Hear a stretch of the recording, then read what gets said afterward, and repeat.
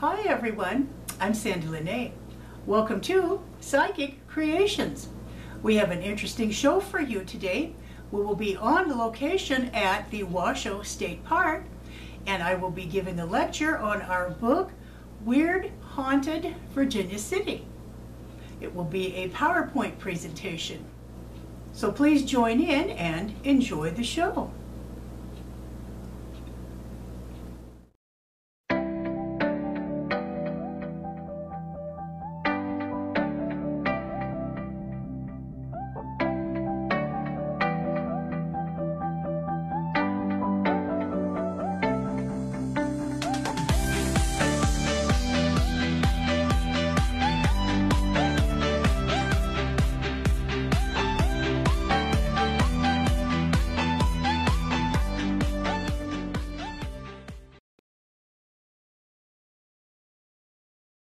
All right. Well, hi everyone. Welcome to the lecture. I am Sandie La Nae and I am a Nevada author. And this is Arlene LaFerry. As you can see, she is a Nevada Historical Society docent and special works historian. Oops. That's okay. Training. Arlene and I have written and are writing a series of what we call weird books. Weird Reno and Weird Carson City are the first volumes published in this series. Each book is filled with interesting facts, anecdotes, thrills and chills, trivia and fun, and enlightening bits and pieces of info. Actually, Weird Haunted Virginia City is written a bit differently, more soberly than our other volumes. We wrote this special weird book because so much rich and important history from this town has been lost or forgotten, thanks to our book that is no longer the case. Don't let the title deceive you though, as it isn't a volume filled with cute ghost stories. Weird Haunted Virginia City is a book about the difficulties of living in a mining town. There are articles written within about the hardship, the despair, the lost hopes and dreams, and the death that surrounded this community on a daily, if not hourly basis.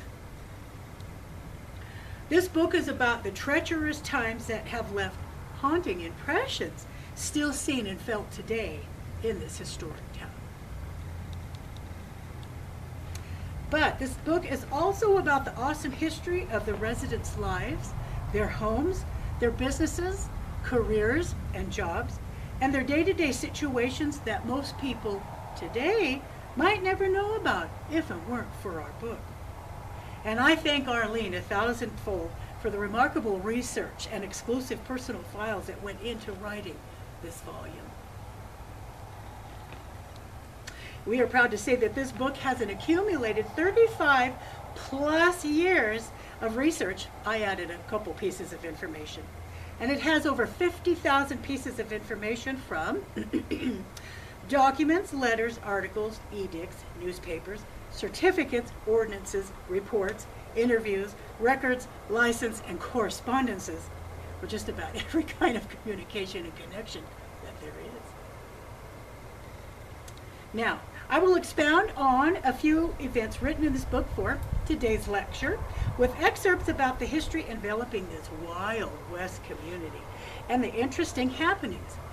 Now, although I will speak of a few horrific circumstances, I'll leave the many other shocking entries for your own reading pleasure.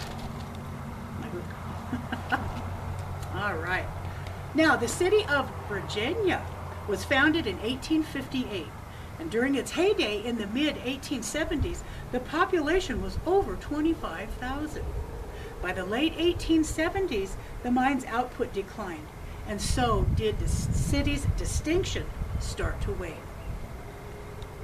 But during the 20 years of the Comstock's mining success, over $400 million of ore was extracted out of the mines. If you were to calculate that amount in today's value, the ore would be worth $9,333,596,409.02. Now, speaking of mines, Did you know that mules were used instead of horses to drive out the ore carts? The reason for this is a horse will freak out if something touches their ears, such as the top of a tunnel. Mules, however, don't freak out because they just lower their heads. Smart guys they are. Mary Jane Simpson was a highly important laborer in the Virginia City mines. She was from the ancient and noble family of Andalusian asses. The miners named her, and she was loved by everyone. Her permanent stall was deep in the mines. Her shift was from 3 to 11 p.m., and she never complained once because she had the greatest of care and the best food, even more so than the miners. Working in the Belcher and Consolidated mines, each day she transported 250 tons of ore to the mill. In her 2 years of servitude, Mary Jane Simpson hauled over $18 million of silver and gold out of the mines, and she never spent one penny of that fortune. Speaking of hauling things out, we present to you the outhouse, where nature truly meets nature. I can't even begin to tell you how many deaths took place in an outhouse, and that includes falling in the hole, perhaps never being found again. I will just say that when it's your time to go, it's your time to go. Soothsayers were a big business in Virginia City. I'm sure most everyone was interested in finding out if they were to become millionaires from the mines, from owning a business, or being a madam at a brothel. One awesome psychic at the time was Eiley Bowers of Bowers Mansion fame. After losing her fortune when her husband died, she turned to her forte of fortune telling, using a crystal ball that she called a peepstone. Known as a great Washoe seeress, Eiley foretold of many correct events, including the Great Fire of 1875 that nearly destroyed all of Virginia City.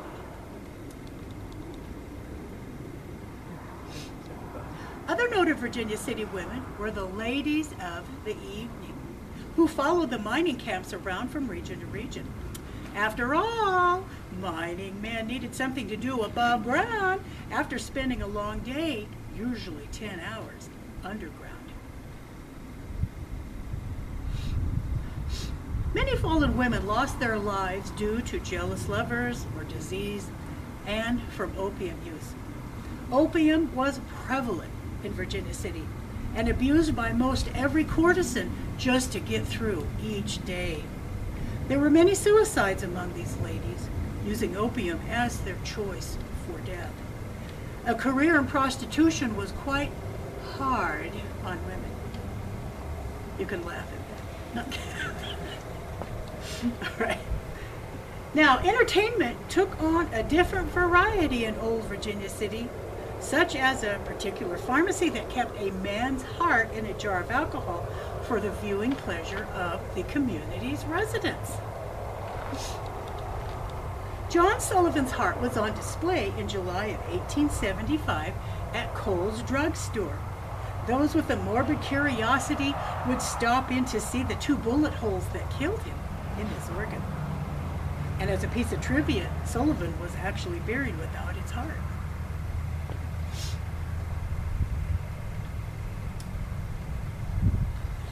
Sorry, you had another sentence. I did? I did. I blocked mine out. Sorry. Okay.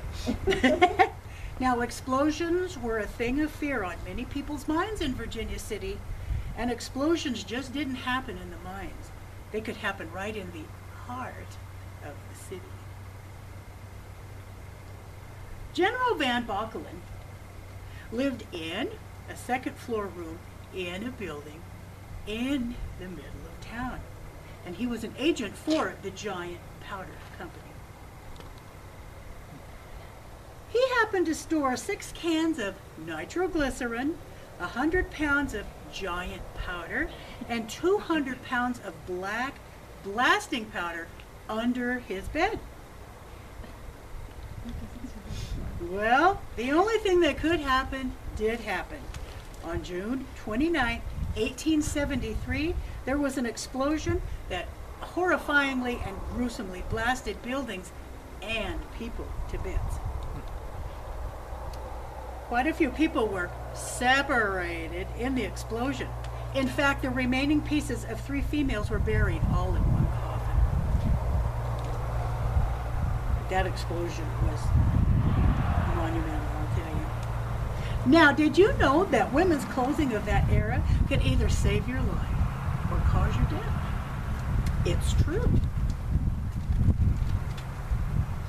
On February 10, 1898, a .40 caliber revolver was used by Mr. Douglas to shoot Miss Gussie Melville. A bullet hit the gusset of Gussie's corset near her heart. The corset shattered, acting like a coat of mail, leaving only a superficial wound. Douglas was arrested, and Miss Melville recovered quite nicely. Miss Curran wasn't so lucky. On December 1st, 1869, while attempting to retrieve some water from a mill, the metal hoop of her skirt she was wearing got caught in the wheel shaft that led to the water barrel for the mill. Excuse me. 2, the clothing over the metal hoop wound tightly around the wheel shaft, and in each revolution of the wheel, the poor woman was whomped on the floor. Needless to say, due to a severe concussion and multiple broken bones, she died 2 hours after the accident. 16-year-old newlywed Amelia McKay usually accompanied her husband to his job.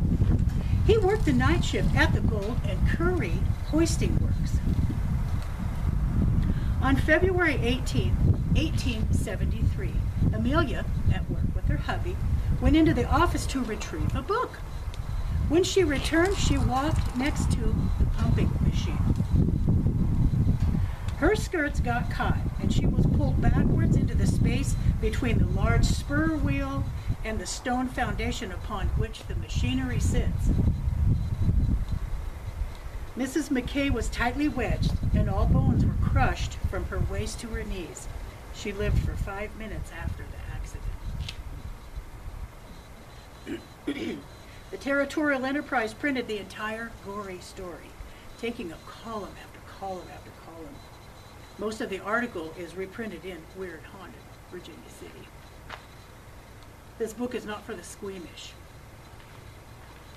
Now, speaking of newspapers, a word of sage advice comes now. Don't play with guns, especially cheaply made guns. Double, especially when the local newspapers print everything that's going on. Father McGrath accidentally shot himself while examining and revolving the cylinder of a cheap self-cocking pistol of inferior make. The ball bullet entered into his chest. Headlines rang out in the afternoon edition of the Territorial Enterprise. According to his physicians, the bullet wound will cause his death by the end of the day. It is interesting how the newspapers from that time period wrote every detail about an occurrence and predicted the future, which really wasn't that difficult to predict. As you can see, undertakers were much needed in western mining towns. So many accidents and killings happened in the mines from lawlessness, jealousy, insanity, drunkenness, all the usual maladies. Undertakers were quite busy. One very noted Virginia City undertaker was Colonel Joseph A. Conboy. He was known, however, not just for his undertaking duties and skills, but as an inventor. He patented the hand case, patent number 685754, on October 29, 1901. The hand case kept rigor mortis from curling the fingers, and with cotton stuffed inside, the hands were bleached to make them not look dead. As of 2015, when we were writing this book, Conboy's invention was up to the 111th patent of it, as surgeons use this device, updated of course, to this day. They use it for surgery on, well, keeping your hands straight. Now, do you know that for a while coffins had no exact measurements? They were just built. If a particular body didn't fit, your bones were broken, so you could be stuffed in. It was common practice if a body was too long for a casket, the ankles were broken, and then the feet were laid back upon the legs. Yeah. Many causes of death were not from shootings, accidents, killings, illness, and suicides. Nope. Falling off a horse, getting kicked by a horse, getting run over by a horse and carriage, or getting thrown out of a carriage due to the reckless speed of a spooked horse were stated on numerous coroner reports.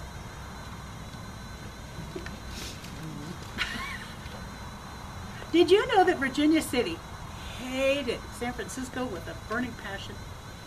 Yes, for many reasons actually, but I will relay one very important reason here. The bones of Virginia City residents were shipped to San Francisco to be used at the sugar refinery. The bones might have had something to do with the separating process of the sugar. Either way, it was a horrible discretion of the deceased. Needless to say, the living Virginia Cityites were very displeased, and no matter how much they protested this blasphemous matter, it continued.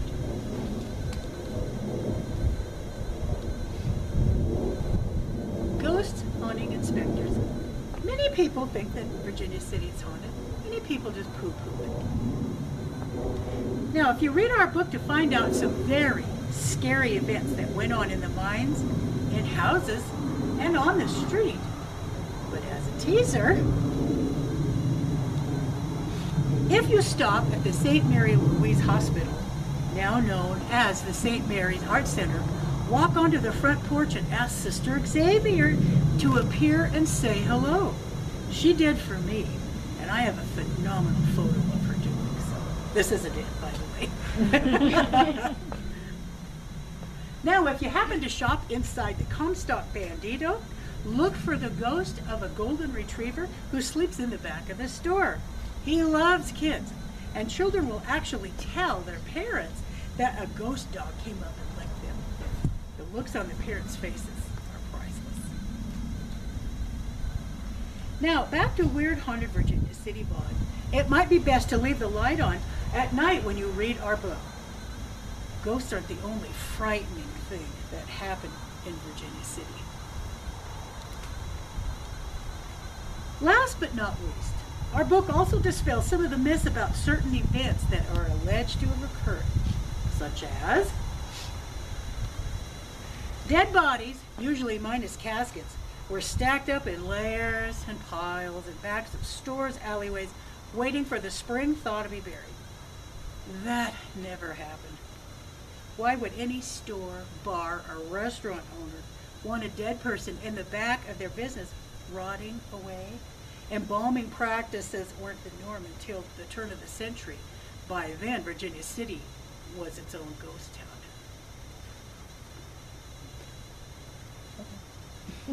Was there another sentence that I forgot? Oh, there was another sentence. Okay. By then, Virginia City was becoming a ghost town. There it was. There you go. Thank you. All right. There was a special place for the dead. Read about that. Oh, there's on my another page. That's why I goofed up. Sorry. Okay. There was a special place for the dead. Read about that special place and where it was located in our Weird Haunted Virginia City book. Okay, now we're back. To the saloon. Okay, now we're back. Okay. Now the story about the Millionaires Club is quite comical. The organization was said to be held upstairs at the Washoe Club and was a gathering place for the wealthy. Much drinking and debauchery that only the rich could afford and afford to do was going on practically 24/7, according to the myths. Actually, the Millionaire Club was a ploy created by the then new owners of the building in the 1960s to provide a legal title to the upper section of the structure of this property. The owners even created a token for the Millionaire Club as a souvenir in celebration of owning this historic building. There's an awful lot of myths in poor Virginia City. All right.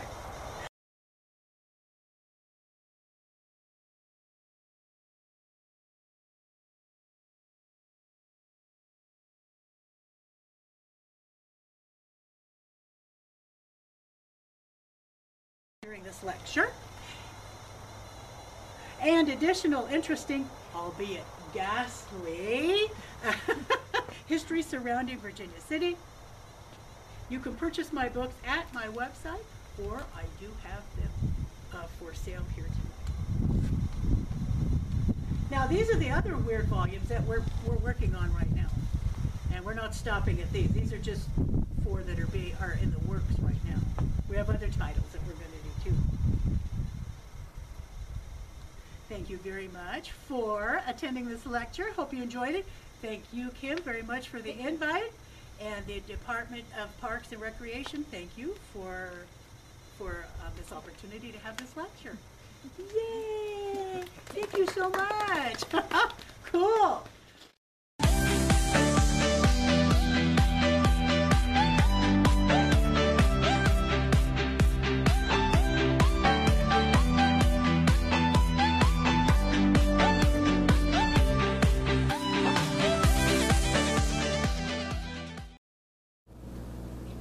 Well, we hope that you enjoyed the show. We're back in the studio again.